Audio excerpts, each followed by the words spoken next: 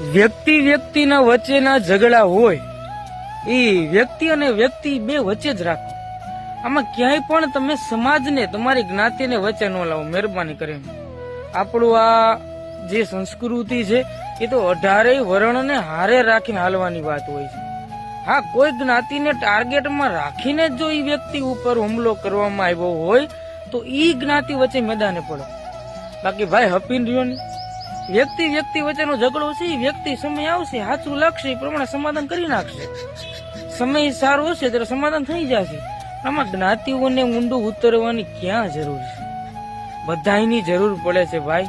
ડૂબતો માણસ તણખલાનો હાથ ઝાલતો હોય એમ કોઈ પણ સમાજ આ બે વ્યક્તિના જ્ઞાતિનો ઝઘડો હોય એમાં શું થાય કે જયારે જ્ઞાતિ માથે ઉઠી લે છે ને ત્યારે ઈ જ્ઞાતિના યુવાનને સામેની જ્ઞાતિનો યુવાન ગમતો નથી. પછી એના વચ્ચે એના મનમાં ઝેર ભર્યા કરે છે. માટે એ ત્યાગો ને ઝઘડો જો વ્યક્તિ પૂરતો સીમિત છે તો બે વ્યક્તિઓ પૂરતો જ રાખો. જ્ઞાતિને ક્યાંય ઇન્વોલ્વ કરોમાં આમાં જે રોટલા શેકવા વાળા છે શેકી જ લે. સમજો તો સારું છે.